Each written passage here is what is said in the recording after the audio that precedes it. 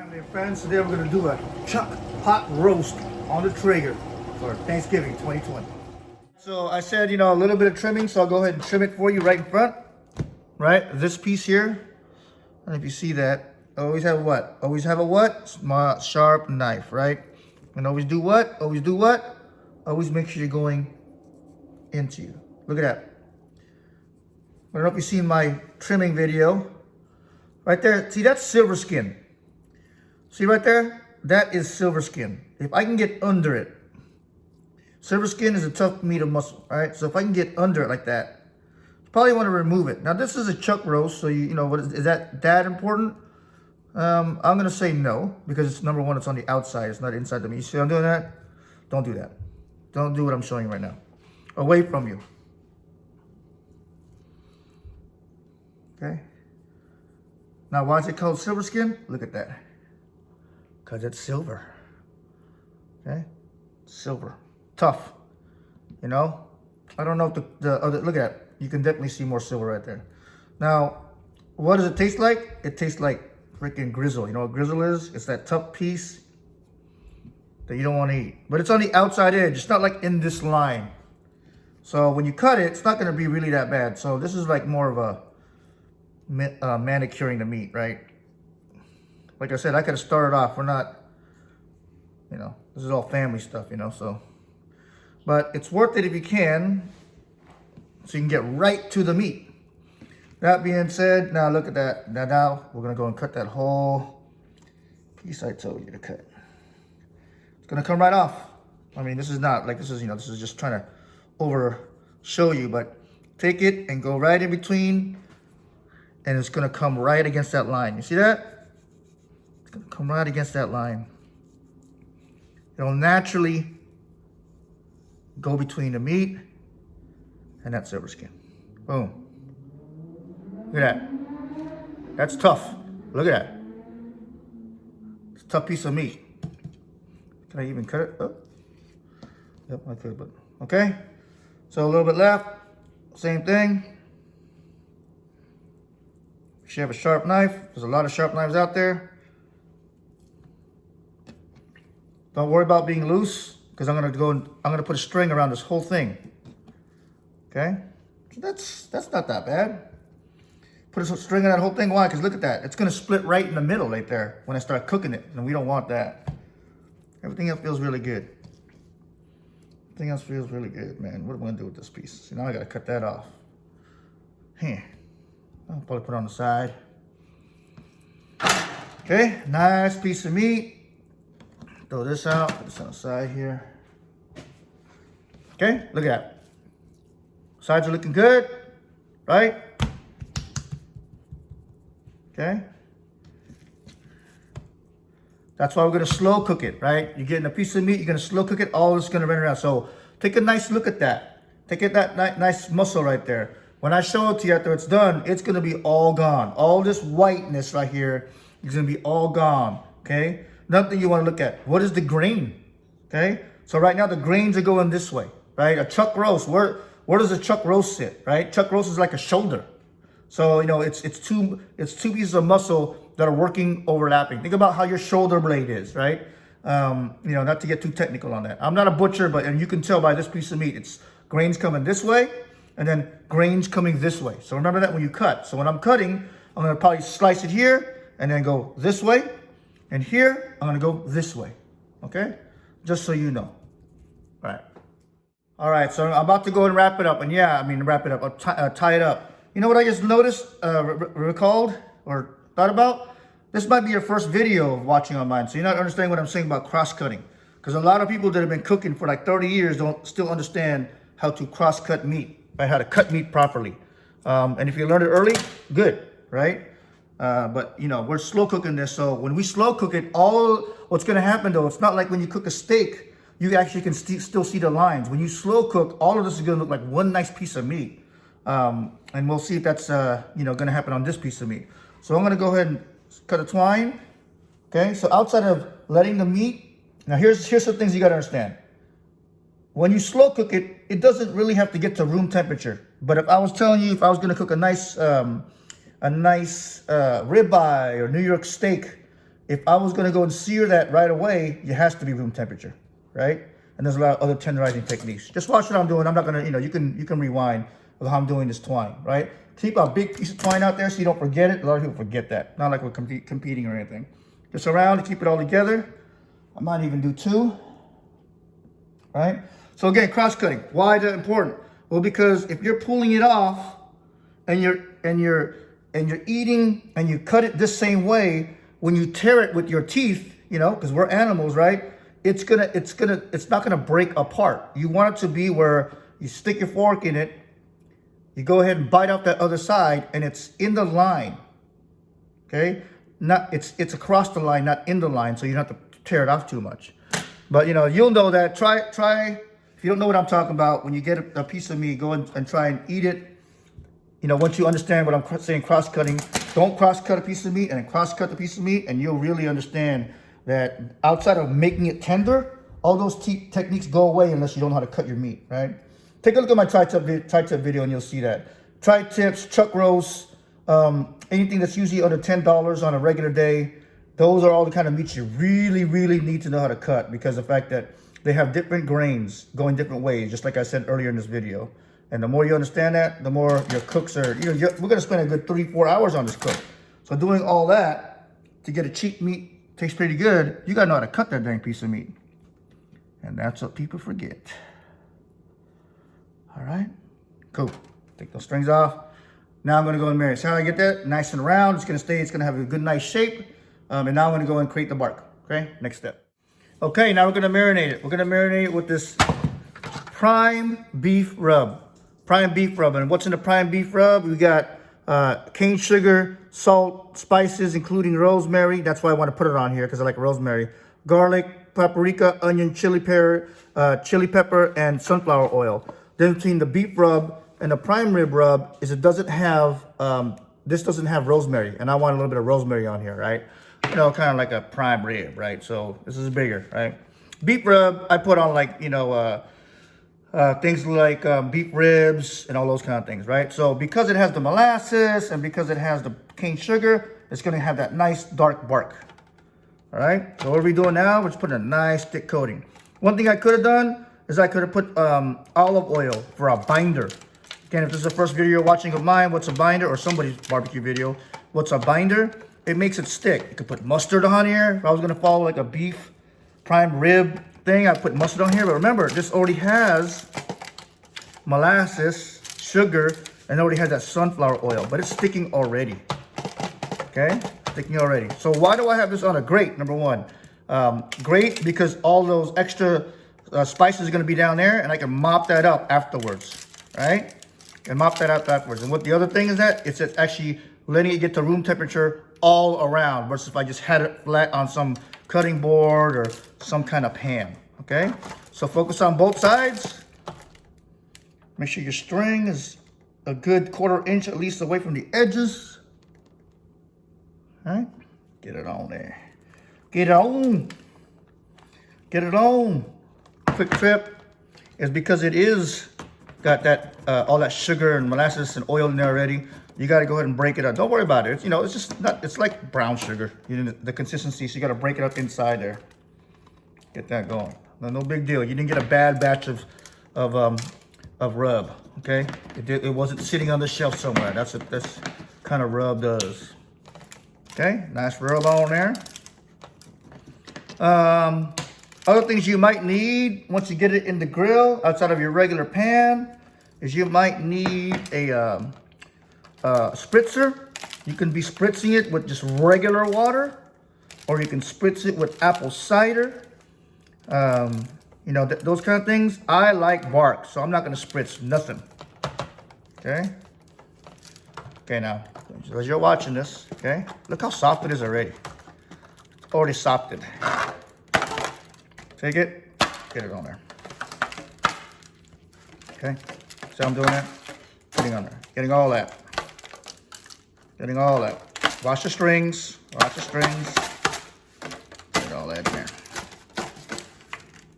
Use it all up. Pat it down. Get it on there. Get it on there. All the sides. You want all that bark on there. You can tell I gotta fix the strings, no problem.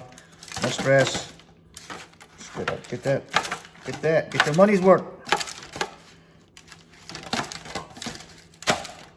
Get the money's worth. Okay, fix that string. If it's too loose, tie it again. No problem. No problem.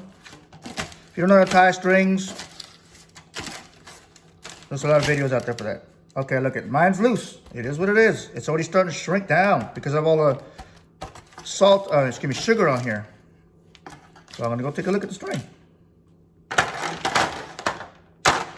Okay, let's go take a look at it. Is it too loose or did it just move? That one's loose.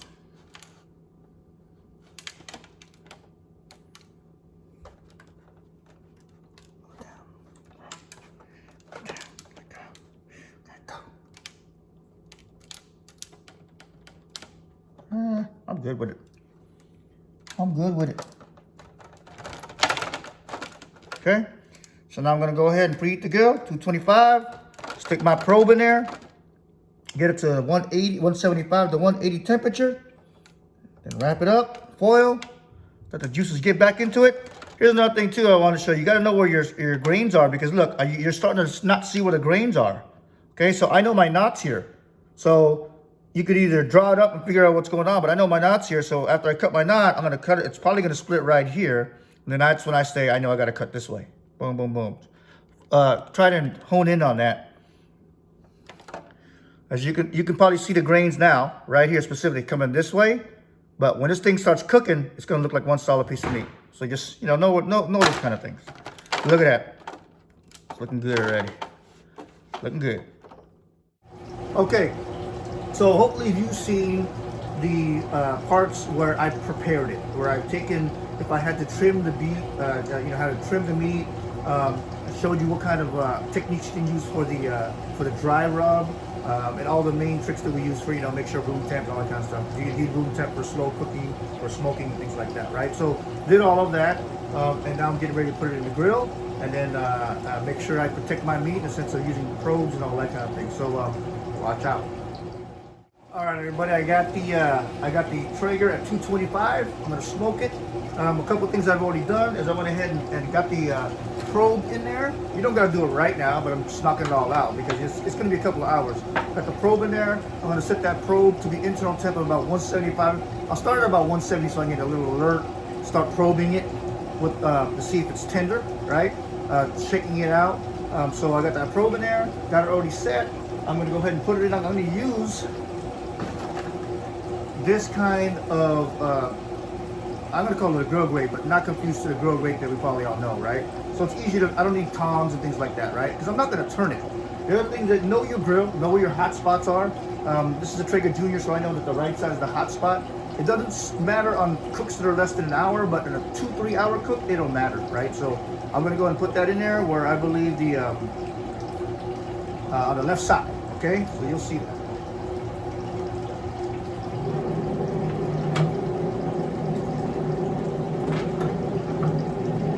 Alright, so it's in, probe is on, 170 is my first initial temp, target temp 175 to 180. I'm going to go ahead and probe it with my other probe, my instant probe to make sure that it's a little tender. I'll be watching that bark. I'll probably take a look at it in about an hour, hour and a half, and then see if I got to spritz it. I really don't want to do that because I want that hard bark on there. Alright, so hopefully you saw the other parts that I'm going to into the cook. Let's see what it looks like. All right, bark is shaping up. It's looking good. Internal temp's about 160 according to my temperature.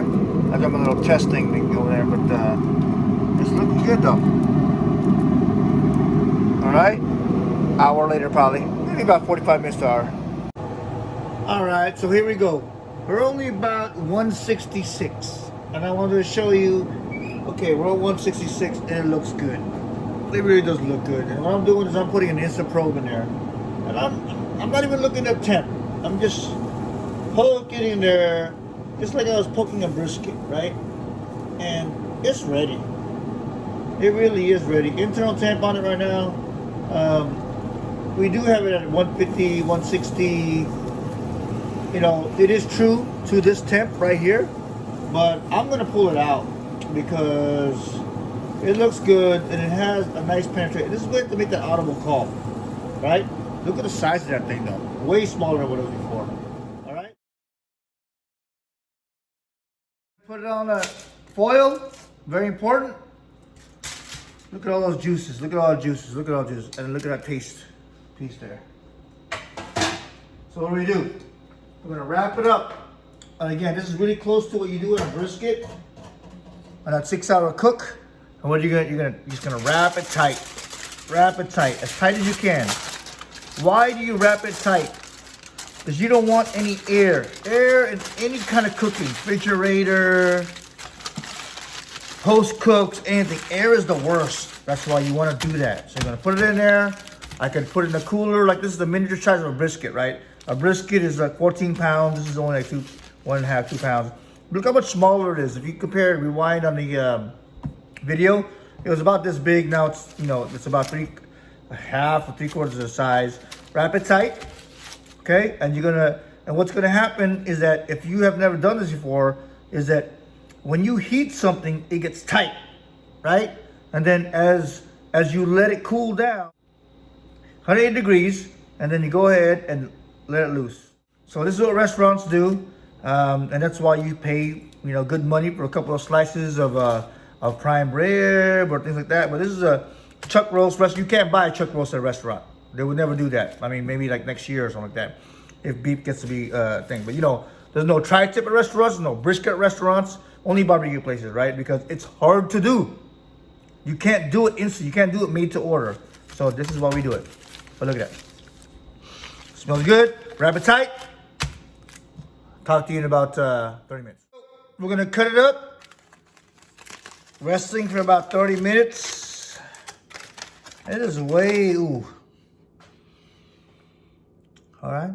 All right, all right, all right. So we're gonna go ahead and take it off. Make sure we don't mess up the juices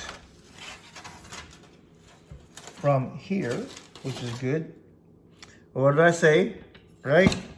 Look at that. Remember that big slab of fat right here? It's gone. Okay? So let's go ahead and cut through. We know where that's at. And then let's just take a quick look at what that looks like. All right? Aroma is freaking outstanding. Outstanding, outstanding. So knowing the lines, because we said we're gonna figure out what those lines are at. Here's the ties, right? We already cut them off. We're gonna go ahead and put them to the side. Okay, put them to the side.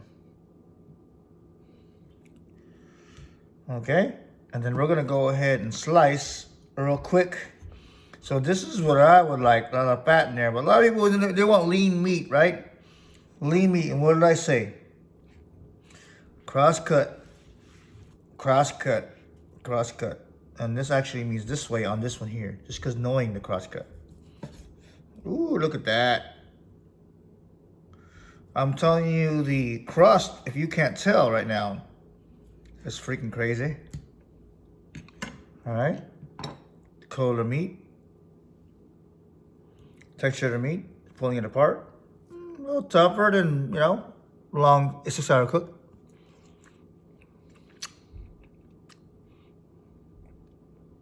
Man.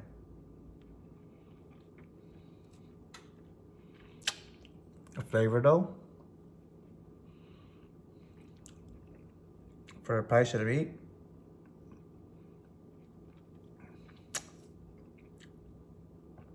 it's outstanding. Man, I can imagine putting this in fried rice.